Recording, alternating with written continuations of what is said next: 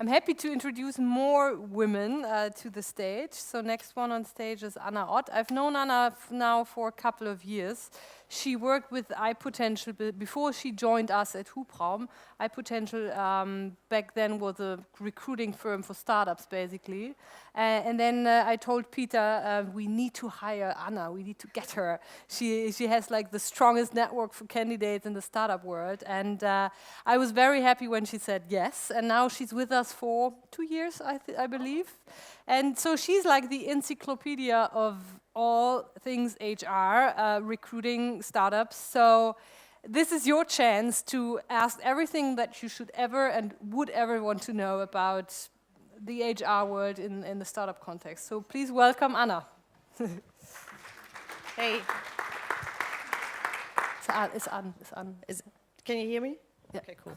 I don't know if there's a clicker or if I need one. Actually, I'm the only person who does have less than 10 slides. I only have 4. Spoke to the other speakers yesterday. They all had 20 to 30 slides. Because my session now is not a slide session, obviously. It's a question and answer session. So I will shortly give you some information about me. And then I would all encourage you and ask you to ask me anything that is people related. May it be you as a candidate trying to land a job at a startup, you as an entrepreneur leading your people in a company, or whatever there's in between, because I want to have, or to give you a chance to get as much information out here today as well. And all questions are allowed. I will not blame you. You can ask them anonymously if you want even. So I don't know if you, haha, found the clicker. So, it's not working. Oh, sorry, it's working. So, these are the topics you can ask me about, obviously. Let me just probably explain my role and my background shortly. You don't have to read the text, I will just get you through it. But I worked in HR now for 15 years. I started when the digital scene was still called new media. Don't know if any one of you remembers that. My first job was an HR manager at Lycos. That was a search engine, the one with the dog. Some of you probably remember that. And I joined the company at a very intense stage. They had just done their IPO and were hiring a lot of people all over Europe. We even managed to find people to move from San Francisco to Gütersloh. Some of you might even not know where Gütersloh is in Germany, but we did that. Unfortunately, they didn't stay very long because they found out that there's no airport and nothing else, actually. Anyhow, we did that. I did that for a year. I did that actually until September 11 in 2001. That was also the day of our first public meeting where we had to let go people. A lot of them, I think it was several hundreds. Unfortunately and ironically on that specific September 11. I then worked in corporates, I worked for startups, I did headhunting for 8 years. So I did sales, I sold people to other companies, for example Deutsche Telekom. My last job before Hubraum was indeed working in an executive search company focusing on digital projects in the old economy or in startups in Berlin. And at Hubraum, what do I do now? I consult all the startups in the portfolio in any HR-related topic. My first question always is when I meet new teams is, where are your work contracts and where did you download them? And they will always show me those downloaded files, and they would just probably replace the name of the employee, and they would not probably fit their needs as a startup. So that's my entry. Most of the things I do with the startups are recruiting issues, because always when Deutsche Telekom invests, they've got 2 issues. One is getting more revenue and clients, so they need to grow on the sales side, but this would normally be done by the CEO. And also they need to build their product and finalize their product, so they need to be hiring IT people, which is a pain, not only in Berlin, but especially. So these are the 2 pain points that I try to address with them. But then this next step starts. That means scaling a company, building some kind of organizational design that could be holacracy, could be something else, could be even less structured at all, could be anarchy. And I try to help them with that. And there's also the point where most of the people we work with are first-time founders. You find yourself in a leadership position and you've never done this before. Worst, you've never been in an employee situation, so you don't know how that feels to be on the other line of the food chain. So how do you lead people when you don't know what to do? How do you manage your staff? How do you manage and track performance? How do you manage track performance with or without a budget for salaries and compensation and models? So this is also something I need to talk to with the founders about a lot. So performance management in general, without having a very unflexible, formalized system of performance management like you would probably know from the corporate world. And also on top, I did that with Blinkist founding team, for example. There was a very, very great session, is having an in-depth insight in the personality of a founder itself. So I did diagnostics with them and helped them find out more about themselves in order to know their founders better in terms of how they interact with each other in a group and how roles are defined and how personal development plans could be defined in terms of, for example, if you're not really focusing on details, should you be the one in charge of controlling or accounting? I'd rather say no.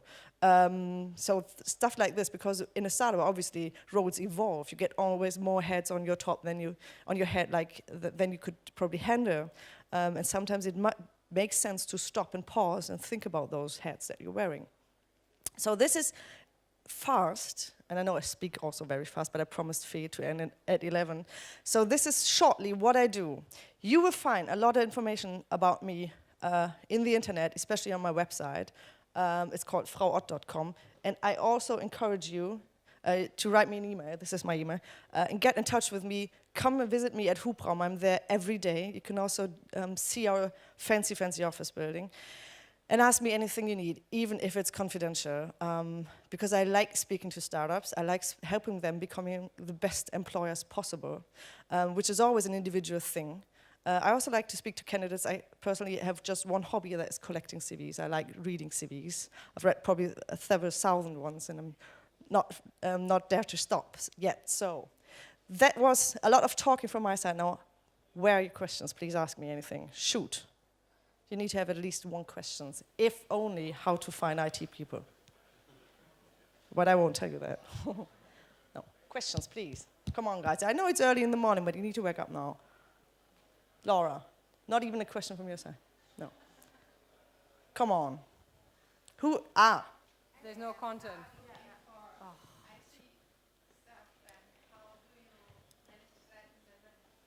So question for those who didn't understand that is how to find IT people, of course. I would have guessed, I would have betted on that being one of the questions this morning. So how do you do that? Shortly, I would say it all depends on who's your CTO. Meaning that if you don't have a great CTO, it doesn't necessarily need to be someone that is known in this community, but just a great leader, manager, whatever. If you have a great person there, that should and could be a magnet for other people. I find personally, I hope there are no developers in the room who hate me now, but I find personally that developers, software engineers, whatever, IT people, mostly work for people. They don't care too much about your investors. They don't care too much about your growth strategy, probably. They don't probably even care about your business model. They want to learn. They want to develop their skills. They want to work in a very, very niche and fancy tech stack with probably a lot of autonomy, also responsibility, and also a lot of freedom, not being stressed by the business guys in the company. And that all narrows down to a great leader. So when I advise startups on how to find IT people, I would say put your CTO in front, meaning that you do active sourcing and that your CTO does that with you. Active sourcing, for those who don't know, is professionally stalking people on the internet. It's part of my job, by the way. For those who want to know in detail what I do, shoot me an email. I'll send you I actually have a 40-slide presentation on active sourcing. I can send you that, but I'll also give trainings and workshops on actively finding people on the internet. I spoke to a startup yesterday. They said that they need to find developers, and they did a posting on their website. And I said, what else did you do? They said, well, nothing. We posted it, and in HR, in the HR scene, this is called post and pray, because that's what you need to do, pray, that someone finds your website as a stealth mode startup no one knows about. So when it comes to IT people, you have to go where they are. I always stalk them on GitHub and Stack Overflow. I can't read code, but I can understand and I can probably filter candidates who are interested in a specific tech stack that the company I'm recruiting for is offering or not. And then it's a question of writing them a personalized message on whatever channel you find to contact them. And that message should not be written by a female young recruiter woman, because the conversion is crap. They don't like me. They don't like people like me. And I understand that, because I don't have any possibility to answer an in-depth question they will have. Because they will ask a question. What's the hardware? Don't know, computers? So that's why I don't talk to them. That's where the CTO comes in. And I know this is the difficult part, because most of the CTOs they do want developers, and they want fancy, super skilled developers, but they don't want to spend time on recruiting them. And that's a problem for HR. But if you have a CTO who's willing and who understands that he at some point needs to be part of this recruiting process, if they interact with the candidates, and he writes them an email saying, oh, I saw your GitHub profile. It's very impressive. I like your repositories. We do have these and these things in our company. Would that be interesting for you? And he starts a conversation. Conversion is so much better. More questions? Remarks? Go. This is probably not a black and white question, but just to get your thoughts on the importance of weighting of personality versus skill set if you hire. We're in a position where we're considering hiring people, and there are some people I really like, and I think they would totally fit the team, but I'm simply not sure of their skill set, or if we have the role. What do you think is the importance to relate? So for those who don't understand, it's the balance between hiring people who are skilled but probably culturally or personality, soft skill sided, won't fit, and just hire people who have a great soft skill set, as you say, and probably don't have the skills yet. I generally say, and don't get me wrong on that, but apart from really few functions in a startup, this is not a rocket science. Most of the people I know who are great at their jobs learned the job on the job, because actually, you don't look at product management, for example. It's the core competence in any startup, building the product. There's not a single university in Germany where you can study product management. So to answer your question, I'd say always hire for personality and train for skills, as they say. And I would also say that especially when your team is really small, like in the beginning, 1 or 2 years, those people definitely and forever shape a company. They shape the culture, the product, the strategy, whatever. Even an intern that you hire, they will leave a footmark. So you would always make sure that those people align on a personal level, and you can train them for whatever they need to do. If they're smart and eager to learn and curious, they will always learn what they need to do. The same goes for entrepreneurs who found a company. Most of them will have not founded a company before. And in a startup world, you will always face a problem when it becomes visible, and find a solution then. You cannot prepare yourself for every problem that you will probably face. So I would say, skip the CV if you can. As much as I do like reading CVs, I think that the CV as a medium for finding talent and filtering people for recruiting should be dead. It should be forbidden at some point. I would encourage all of you to hire people out of a conversation about their current situation and their future motivation. Motivation is, I think, the key. It's most difficult to find out, especially when you speak to young people, young graduates. They don't know about their motivation. They don't know about probably their passion. There is, because this flip chart was so busy today, I tried to draw something myself. There's a simple thing you should always keep in mind. It's this. I'm not as good as I think the other speaker, but this is talent, consisting I'm a very simple woman. This is a very simple thing. It's ability, it's ambition, and it's passion or engagement. I have a crappy handwriting, but I think you know what I mean. So, meaning, when you speak to a person in an interview or in a recruiting process, you will always look for this. This is the ability. What do I do? What are my hard skills? What am I able to do? This is more of my soft skill. why do I like doing this at all? Where do I want to go with this skill? How do I speak and interact with other people? But this is something that is mostly unknown to yourself. This is your passion, your engagement, your innermost urge, why you do something at all. But if you want to speak to people, find out all of those three things if you can. You can always check these two. This is most visible. And this is something that matches you. This matches your technical skills that someone needs, soft skills that someone needs, and the corporate culture. So in other words, you always need to look at all those three things, knowing that this is a bit difficult to find out. Does it make any sense to you? Good. Glad. More questions? I like the sentence, hire for personality, train for skills. Where would you see the biggest demands or the biggest need for training in the startups that you've met? I know this will depend on the sector they're in, but maybe there are some general trends. And how do you think startups have performed on developing their employees, in your experience? Okay, I answered the second question first. Badly. Developing your skills, doing training in a whatever structured way hardly takes place because there are also many other things on the to-do list, like investors, money that you need to raise and stuff like that. So there's hardly any time to do that. There's even hardly any time for HR in general at all.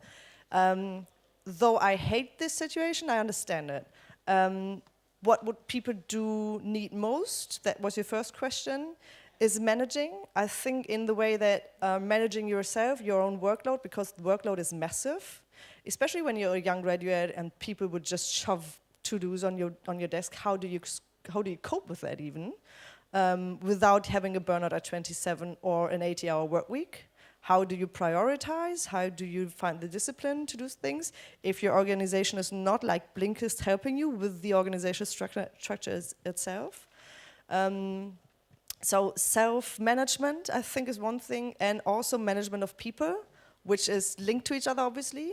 But as I said, most people I met in startups would be first-time founders, would be first-time leaders, would be first-time managers, and probably apart from the obvious Roland Berger internship or Rocket Internet internship they did, have never worked in a company before. So they don't know how to handle people. They would just say, you need to do this and you need to do this and that's it. When I speak to them, they will always mix up leadership and management, for example. They will always mix up giving tasks to someone else in the direct reports, and also they will never check the performance of those people. They will never ever check this, neither this. They will never ask people, what do you even want from this job in this company? So management in general, as a whole. Unfortunately, we're running out of time. It's obviously not the first time I've listened to one of your talks, but it's always very, very pleasant, and I learn a lot listening to you. So, thanks for that. So, also you stay for at least for lunch break and maybe for the I afternoon? try, but I'm not sure. But as I said, because this is obviously a topic that most of you at some point will consider. So as I said, feel free to get in contact me, stalk me. There are not too many people on the internet with my name. It's very, very easy to find me. If you're able to stalk me, then you should start a conversation with me. Send me emails, send me LinkedIn messages. Don't never send me Xing messages. I'm not on Xing. Follow me on Twitter. Find me at the Hubraum. And have a great day. Come to visit us in Hubraum. Thank you. Ja, leg einfach hin. Jetzt bitte.